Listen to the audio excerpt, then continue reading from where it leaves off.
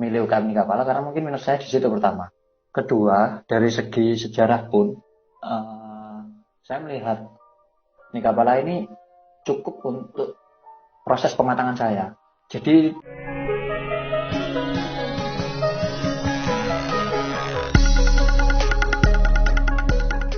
Assalamualaikum warahmatullahi wabarakatuh. Waalaikumsalam. Selamat malam teman-teman semua. Kembali lagi bersama podcast Nikapala. Nah, ini podcast Nikapala memasuki episode yang keempat. Namun kali ini podcast ini dengan suasana yang berbeda lagi. Ini di sini sudah bergabung ada narasumber dan rekan-rekan lah yang nantinya akan masuk ke dalam podcast Nikapala ini. Nah, sebelumnya perkenalkan saya Arini Indrawati, nama lapangan bisa dipanggil Glory, dari angkatan 2019 PDN 26 Lembah Kalianda. Nah, di sini saya sebagai moderator lagi seperti episode sebelumnya. Namun saya di sini tidak sendirian, ditemani oleh rekan saya. Mungkin yang bersangkutan bisa langsung perkenalan. Halo. Halo. Sudah dengar? Ya, Halo. karena kali ini kita suasananya agak berbeda. Tapi supaya juga perkenalkan, di sini saya ada Luki Rizkiatul Barokatin, bisa dipanggil Suresti dari PDN 25 dari Pomestaku. Nah, balikan lagi buat ya, podcast kali ini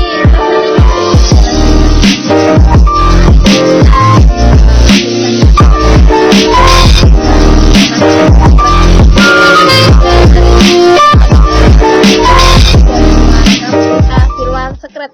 Nah, kali ini ya, benar dengan banget nih.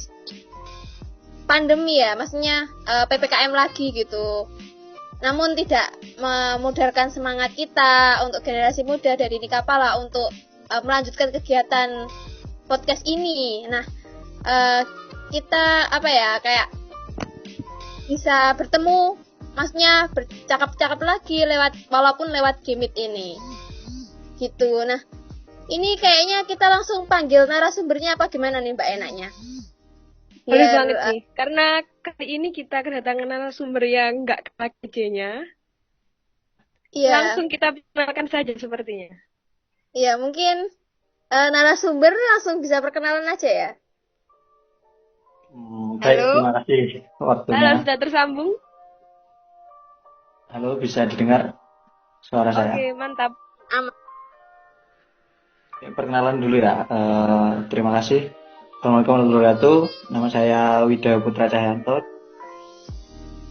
Nama lapangan Korski, angkatan 21.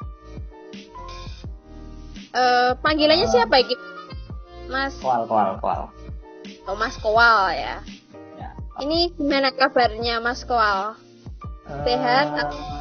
Alhamdulillah stabil lah di masa-masa yang agak sulit kali ini. Iya. Mungkin ya apa Mbak? Langsung aja. Apa gimana Mbak Resti? Mungkin bisa dilanjut. Oke, lagi sibuk apa nih Mas? Sibuk menikmati hidup kayaknya. Oh, mantap. Ya, sebelumnya terima kasih ya Mas ya sudah meluangkan waktunya buat ngobrol-ngobrol nih di podcastnya Nikapala. Kali ini kita akan membawa tema yang sepertinya sudah dialami oleh Mas Koal nih. Ya, Iya, tentang pendewasaan diri Mas. Apa? Saat Pendewasaan diri. Pendewasaan diri, oke. Apa ini? Ya, Maksudnya gimana pendewasaan diri ya? tadi katanya dari angkatan 2014 ya. Pastinya Ya, kan iya. sudah berkecimpung di Nikapala maupun di dunia ini sudah lama gitu. Mungkin yang didapat Iya. ilmu banyak, bukan gitu Mbak Resti? Iya. Ya karena sebagai senior kita yang hidup lebih lama pastinya sudah mengalami proses yang lebih lama juga dari kita. Nah, kita ingin ngobrolin nih Mas tentang pendewasaan diri khususnya di Nikapala gitu. Apa sih proses yang kira-kira Mas Koal alami di Nikapala yang itu ternyata bisa mendewasakan diri sekolah atau sampai saat ini tuh ada semua yang bisa enak. Dan sebelum ke situ kita mau ngobrolin dulu nih Mas, kira apa sih ini pendewasaan itu seperti apa kayak gitu Mas? Menurut Mas sendiri nih. Oke, kayak gimana itu Mas? Jadi dasarnya dulu nih Pak. Artinya dulu dewasa menurut Mas Kual itu seperti apa gitu. Oke. Pertama kalau dewasa ya, menindaklanjuti tentang proses pendewasaan yang dialami setiap orang itu kan pasti beda-beda. Nah, di negara kita sendiri pendewasaan itu menurut saya juga dibagi menjadi dua ya, dari segi umur dan pemikiran. Pertama, kalau dari segi umur di negara kita sendiri itu dibatasi di angka 18 tahun. Biasanya di angka 18 tahun itu kita sudah menerima dewasa gitu ya. Ya, menerima KTP, salah satu contoh konkretnya. Bisa mengendarai motor dan sebagainya. Itu di pada umur segitulah di Indonesia ini. Kalau secara pemikiran, pendewasaan itu nggak bisa dibatasi. Entah umur, banyak kok yang di umur 30 atau 20-an menyikapi pendewasaan itu berbeda-beda. Gitu. Menurut saya. Berarti yang itu beda ya, maksudnya untuk pendewasaannya bukan ditentukan oleh umur. Ya, kalau gitu. Ada dua unsur kan. Kalau dari umur di negara kita itu tanda dari 18 tahun. Kalau dari segi pemikiran itu kita masih bisa panjang ini pendefinisiannya kalau tentang mereka itu sudah dewasa atau belum gitu. Ya, kalau misalnya menurut Mas Koal nih, dewasa secara pemikiran itu seperti apa sih Mas? Oke, tadi kan saya juga menyampaikan kalau pendewasaan itu dari segi pemikiran. Menurut saya tentang pemikiran yang dikatakan dewasa itu matang dalam menentukan suatu eksekusi atau pengambilan keputusan tentang permasalahan tertentu. Jadi di situ sudah tahu resikonya, tahu dampaknya, tahu tujuannya, tahu hasilnya. Kalau biasa kita sebut itu kita sudah paham benar SWOT yang berada pada permasalahan tersebut. Kalau bisa seperti itu. Oke. Jadi dewasa secara pemikiran itu bisa bertanggung jawab atas pilihannya gitu ya Mas ya, kalau menurut Mas Koal ini. Kurang lebih seperti itu. Juga pasti di proses pendewasaan itu ada yang namanya tentang faktor sosial juga. Dia di situ kan harus memenuhi kematangan tentang dampak sosial yang diambil dalam suatu permasalahan. Ya, kurang lebih seperti itulah. Dalam bersikap dan sebagainya. Oke Mas, mantap sekali ya. Jadi memang pendewasaan itu jika secara pemikiran tidak ada batas umurnya, kemudian bisa dipengaruhi oleh faktor-faktor di luar di manusianya juga ya. Kalau misal menurut Mas Koal sendiri nih, kira-kira Koal sudah cukup dewasa nggak sih? Iya, kan dari segi umur juga sudah kayaknya plus banget. Apalagi dari segi pengalaman juga kan, dari Mas Koal sendiri sudah anggota pasif, tentunya kan ya mungkin bisa langsung diceritakan aja gimana nih Mas Koal dewasanya sudah seperti apa? Oke, namanya proses pendewasaan kan itu terus berproses ya, entah itu dari hal-hal apa yang ditempa, terus melihat dari sudut pandang permasalahan itu ada hikmah apa yang diambil seperti itu. Kalau pertanyaannya sudah dewasa atau belum itu bisa dikatakan nggak bisa dijawab lah, soalnya pasti orang lain yang menilai, karena apapun yang kita ambil dalam segi individu ini itu kan berdampak pada orang lain juga. Kalau menurut kita baik terus sama orang lain enggak kan juga bisa dikatakan keputusan yang kita ambil itu belum dewasa. Tapi dari pemahaman yang saya ambil dari segi umur saya sudah 18 tahun. Pertama, kedua dari segi pendidikan ya. Pendidikan itu kalau kita melihat tolak ukurnya Indonesia, sekolah kita kan ada tingkatan, sekolah dasar, sekolah menengah. Pertama sekolah menengah atas, sampai sekarang sekolah tinggi. Kita kan di lingkup sekolah tinggi ya. Menurut saya pribadi, sekolah ditandai sudah masuk sekolah tinggi, itu sudah mulai dewasa. Karena apa? Sebagai bagian dari pendidikan itu kita masuk sekolah tinggi itu sudah masuk proses pada transferan ilmu. Jadi kalau masih di SMA ke bawah, SD, SMP, SMA, di sekolah menengah itu masih proses penanaman karakter. Jadi di situ masih proses menilai, proses orientasi lah kepada pendewasaan itu. Jadi kalau sudah masuk proses sekolah tinggi itu menurut saya itu bisa dikatakan teman-teman yang sudah masuk di situ itu sudah mengalami proses pendewasaan. Bagus seperti itu. Berarti proses pendewasaan menurut Mas Kowal sudah mulai dewasa itu gara-gara ketika masuk kampus gitu ya Mas ya? Kan sekolah tinggi gitu. Ya, benar. Menurut saya Ya kan? kurang lebih Ya begitu ya Mas. Oke, mantap. ya. Tapi proses pendewasaan kan masih terus berjalan kan Mas sampai detik ini. Harusnya seperti itu. Karena kehidupan kan terus berjalan ya. Apapun resikonya ya hidup harus terus berjalan, terus dilakukan proses pendewasaan itu. Mantap banget Mas. Oke, jadi ternyata Mas Kowal ini ya Mbak Rini ya sudah mulai berproses nih, sudah mulai proses menuju dewasa ya. Berarti kayaknya masih belum tahu, maksudnya kan proses pendewasaan sendiri ini kan berlangsung sangat lama gitu Mbak. Iya. Mungkin bisa dikatakan nggak ada akhirnya gitu ya. Nah, bisa jadi seperti itu. Bisa jadi nggak ada berakhirnya. Iya, karena kan terus berkembang kayak gitu ya Mas ya. Ya. Tapi kalau kira-kira nih Mas, menurut Mas Kowal nih, menjadi dewasa itu penting nggak sih Mas? Menjadi dewasa itu penting karena kita di saat itu sudah nggak membawa diri kita sendiri. Jadi keputusan-keputusan, kebijakan-kebijakan kita itu berdampak sudah untuk orang ini lain. ya, mempertimbangkan banyak orang, banyak faktor kayak gitu Ya, ya Mas. banyak faktor. ada dampaknya Mas untuk orang-orang gitu ya, sosial.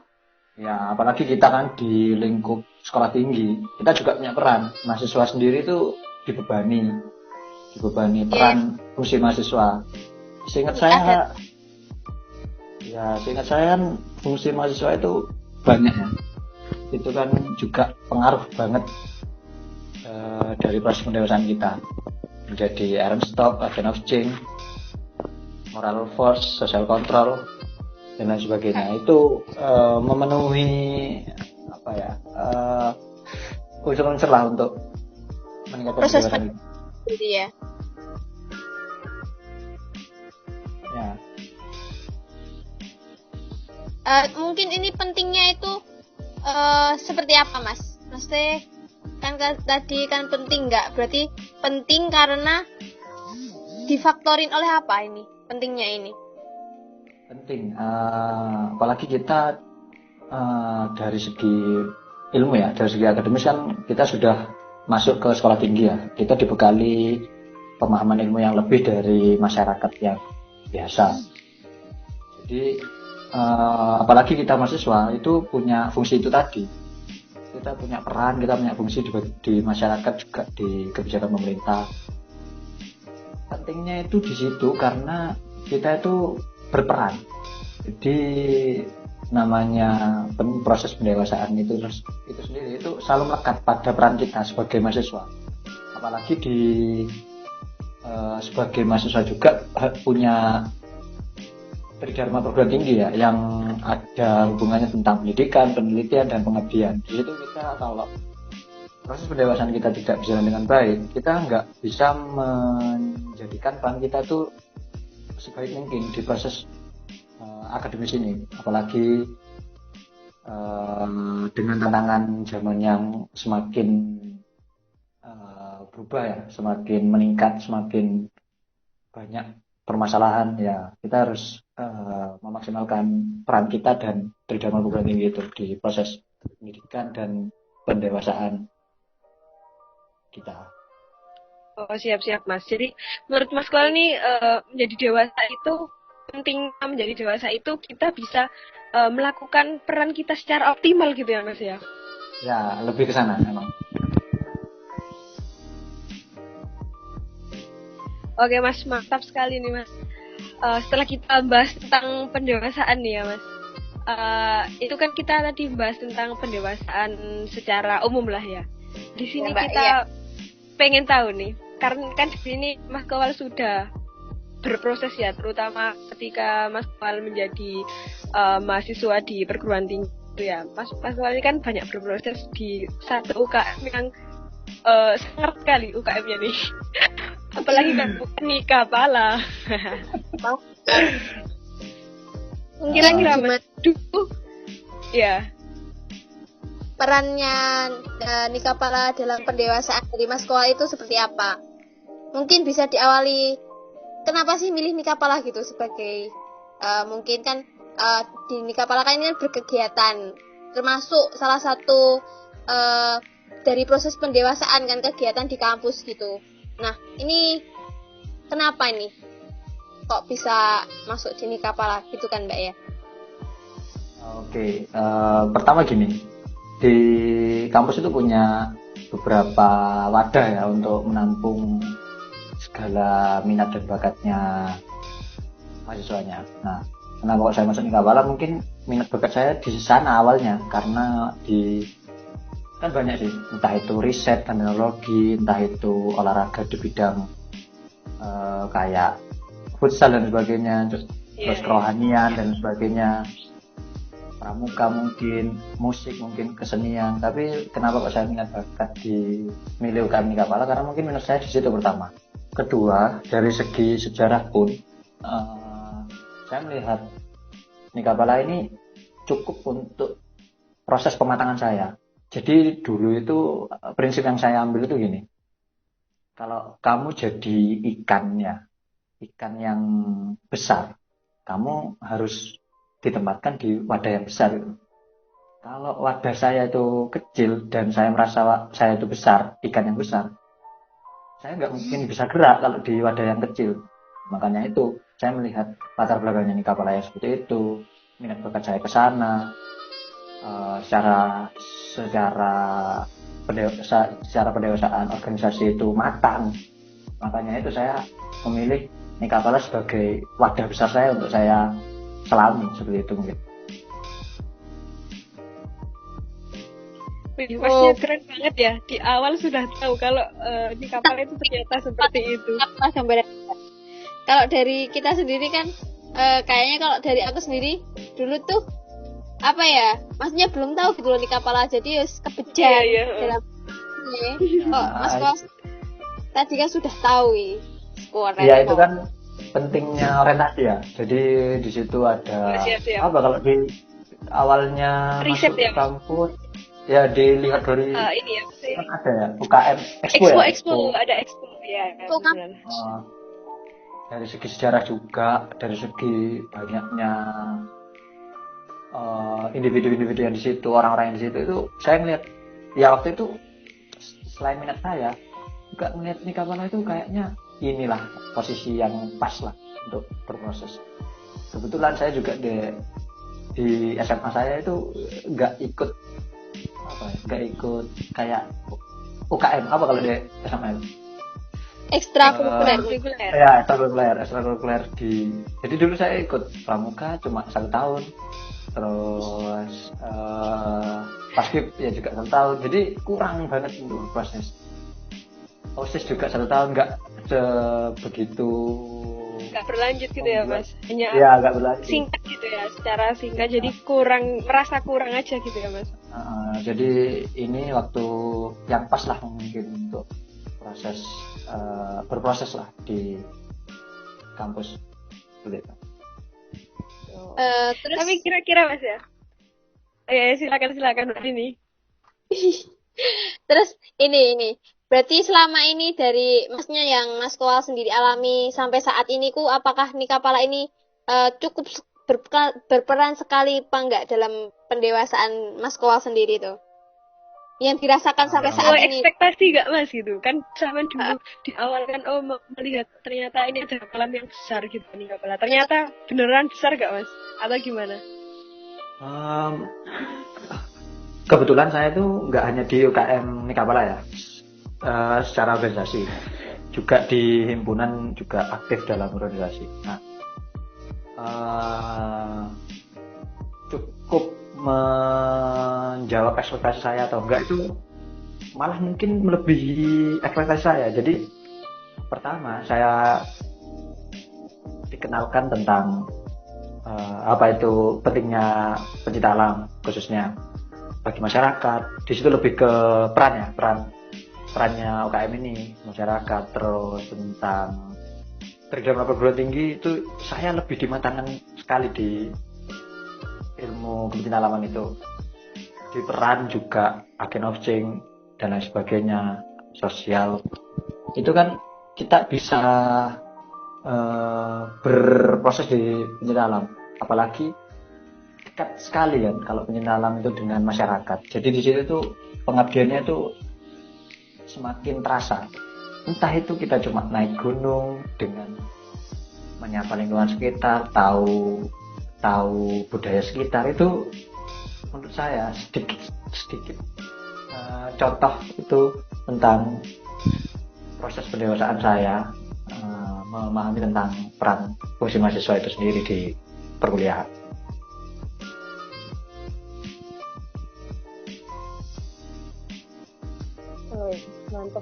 Mantap ya Mas. Berarti Mas Kuat ini ternyata ini ya sesuai banget dengan ini, ternyata banget dengan ekspektasinya Mas Kowal di awal gitu ya, bahkan melebihi kayak gitu. Mantap. Ya karena dari segi organisasi juga saya juga ini didewasakan di sini karena banyak ditempa tentang kegiatan yang padat waktu itu. Banyak permasalahan-permasalahan tentang waktu dan lain sebagainya, itu sangat membantu sekali untuk proses pendewasaan di proses saya waktu mahasiswa itu. Kira-kira apa Mas yang berubah Mas sebelum kan tadi ya ditempa gitu Mas ya secara waktu, terus di organisasinya, kira-kira apa Mas yang berubah dari diri sampean yang sebelum dan sesudah ada di kepala? Mungkin lebih melihat semua permasalahan itu lebih terbuka, jadi plus minusnya, dampak resikonya itu lebih terbuka. Jadi nggak langsung menjustifikasi suatu permasalahan itu buruk terus atau baik terus. Itu saya tuh lebih, mungkin pendapat saya sendiri, saya tuh lebih tertempa di situnya. Yang kedua tentang apa, melihat masalah itu sudah nggak gumunan lah, kalau bahasa Jawa itu gumunan, nggak agetan. Jadi lebih karena sudah terbiasa dengan masalah itu Mas ya. Mungkin kesana, mungkin lebih bisa. Iya. Jadi menurut kau nih ketika di Nikapala ini sampean sudah bisa memulai memandang permasalahan itu dari berbagai perspektif gitu Mas ya. Karena kan gini, konsep dari gampang. Iya gimana?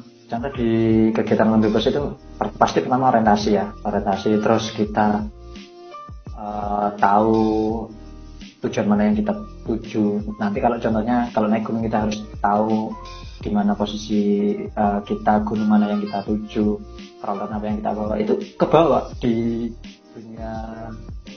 dunia pasca kuliah. Jadi contohnya kayak kita itu mendekati seorang karyawan di perusahaan itu yang sudah lama berpuluh tahun, kan pasti punya pendekatan tersendiri kan, beda kan sama dengan orang yang baru kerja di sana. Itu proses pendekatannya beda, proses pendekatan kita ke atasan, proses pendekatan kita ke bawahan, atau proses pendekatan kita ke teman rekan kerja kan beda gitu. Jadi menghadapi masalah, menentukan suatu keputusan itu bisa jadi ini apa bahan di saat proses kita di organisasi Nikapala ini dulunya. Kayak gitu Mas ya. Ternyata aplikatif juga ya Mas ya di dunia nyata. Ya aplikatif banget lah.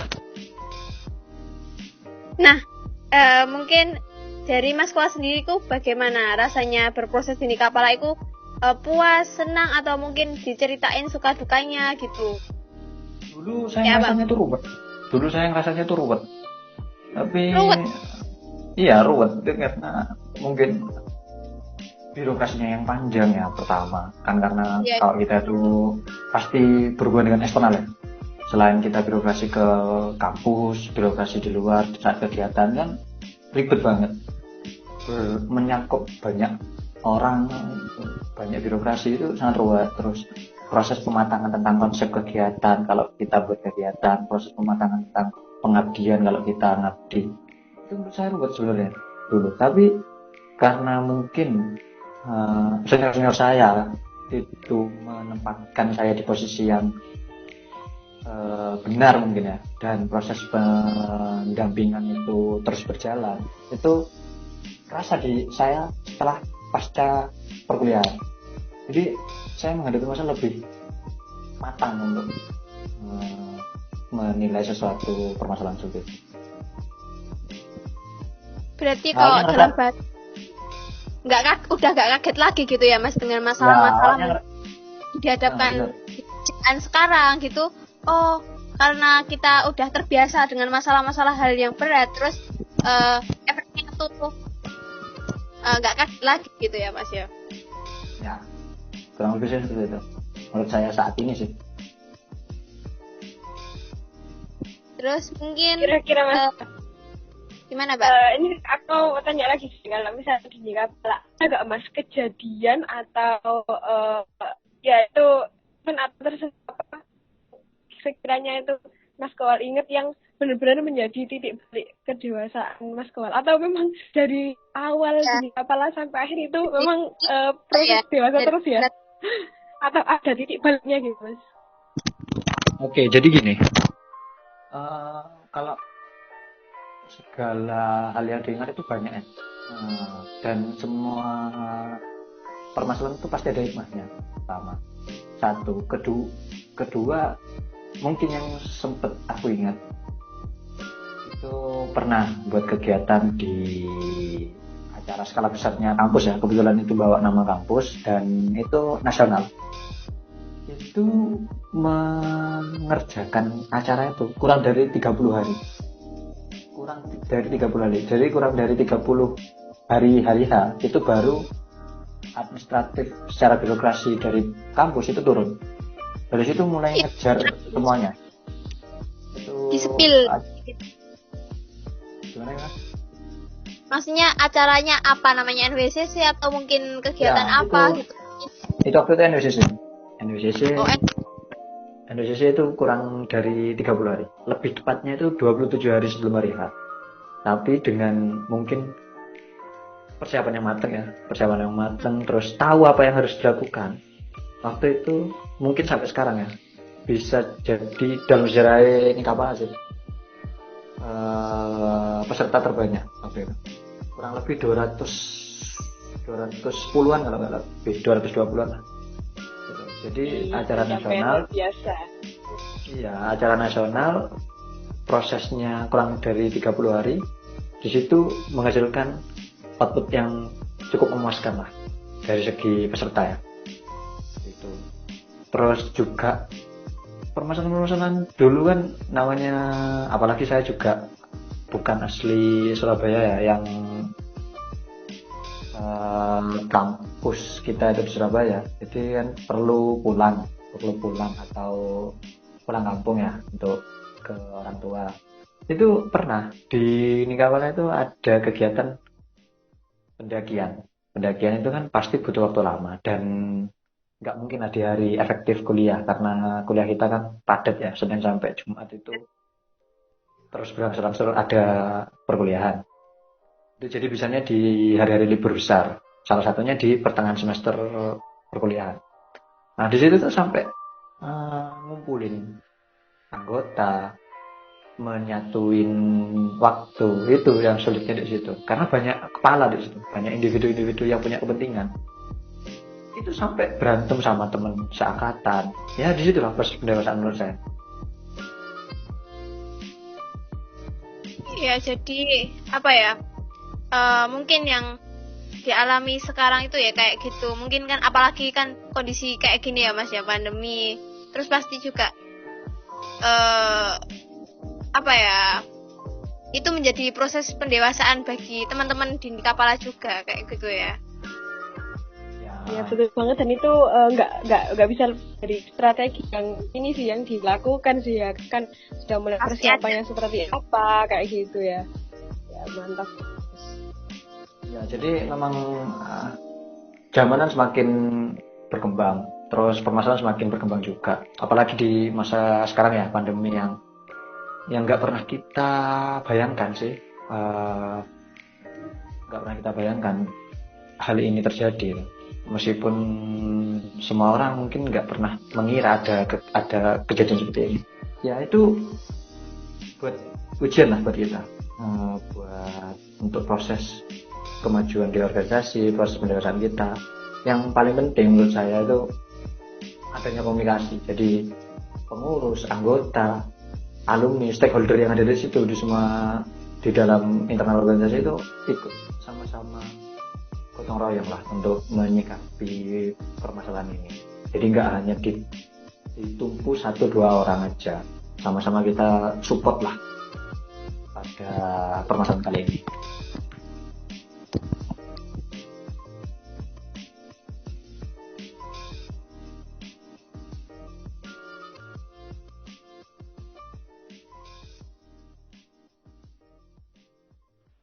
Oke Mas, dari cerita yang sudah Mas ceritakan ya, ternyata banyak yang bisa kita ambil sih ya, bahwa memang proses pendewasaan ini bisa berlangsung seumur hidup mungkin ya, karena kita juga belum tahu. Terus ternyata di Nikapala juga bisa menjadi ruang kita belajar gitu ya, berproses untuk menjadi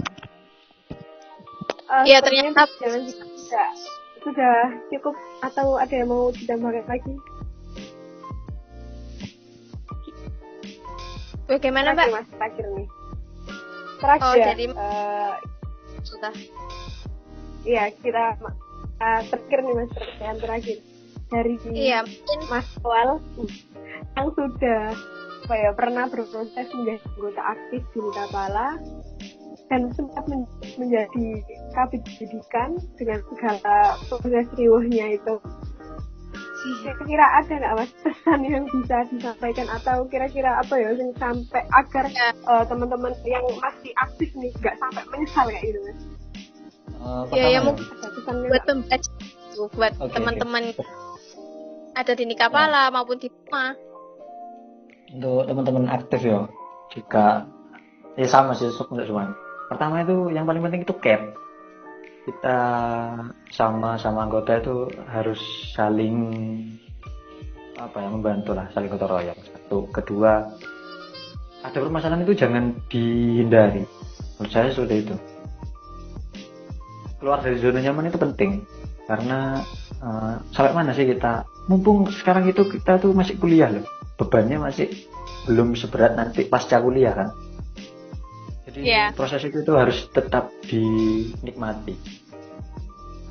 Ketiga, komunikasi. Semua hal itu, permasalahan itu menurut saya dari semua bidang lah, semua permasalahan, semua tempat itu permasalahannya itu di komunikasi. Kalau komunikasi kita itu baik, komunikasi kita itu terjalin dengan baik, itu pasti bakalan menemukan sesuatu. Ada pepatah bilang, kalau kamu menemukan suatu masalah tanyalah ke orang. Kalau kamu nggak ketemu ke orang yang pertama, tanyakan ke orang kedua, sampai maksimal itu orang ke-6. Jadi pepatah itu bilang itu 6 orang yang Anda tanyai, dia pasti menemukan suatu jawaban. Biasanya kadang di orang ketiga atau orang keempat itu kita sudah nemuin jawaban, tapi maksimal dari pengalaman orang itu tadi ke minta pertolongan atau komunikasi ke orang keenam. Di pentingnya komunikasi itu di situ. Menurut saya seperti itu. Jadi mungkin pesan yang diambil dari proses pendewasaan diri di Nikah Pala ini mungkin dari Mas Kowal yang pertama harus care ya. Care, terus bertayong, saling membantu, dan tentunya komunikasi itu yang paling penting. Gitu ya Mas ya? Care. Ya, satu care, kedua ada permasalahan itu harus ada permasalahan diungkapin, jangan dipendam gitu, terus saling membantu, bertayong dan komunikasi. Mungkin ini pesan ini bisa didengar oleh teman-teman nih, atau mungkin yang anggota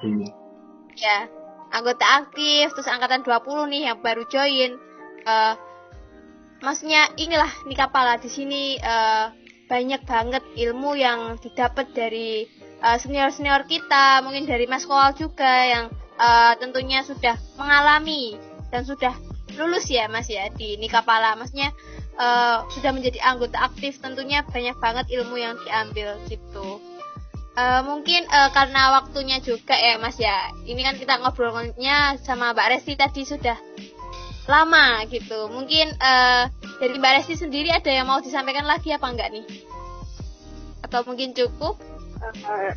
Cukup nih, saya hanya menyampaikan terima kasih besar-besarnya buat Mas Kowal nih yang sudah menyempatkan waktunya buat ngobrol di podcast kita. Saya juga berterima kasih pada teman-teman aktif ya untuk memberikan kesempatan untuk ngobrol di kegiatan kali ini. Mungkin lain waktu bisa jika ada lagi diundang lagi gitu Mas Kowal. Gitu aja sih. Yang lain aja. Soalnya dari di ini Mas Kowal sudah banyak pengalamannya kan ya. Lebih banyak yang lain Mas Jan. Bukan lagi. Mungkin cukup sekian dari podcast kali ini ya teman-teman pemirsa. Semangat teman-teman aktif. Ya, oh Mas mungkin sebagai penutup kita jargon dulu gimana? Oke, gak apa-apa.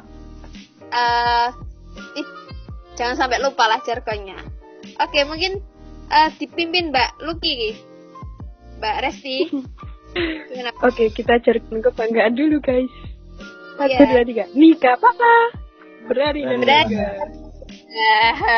Oke, terima kasih semuanya. Terima kasih ke Mas Kowal sudah menyempetin waktunya. Terima kasih juga Mbak Resti kali ini udah menemani saya sebagai moderator. Dan tentunya teman-teman semua jangan lupa jaga kesehatan, tetap jaga kesehatan, terus jangan lupa protokol kesehatannya dijaga gitu. Selamat malam dan jangan lupa ditunggu next podcast Nikah Pala selanjutnya. Oke, selamat malam. Wassalamualaikum warahmatullahi wabarakatuh. Waalaikumsalam.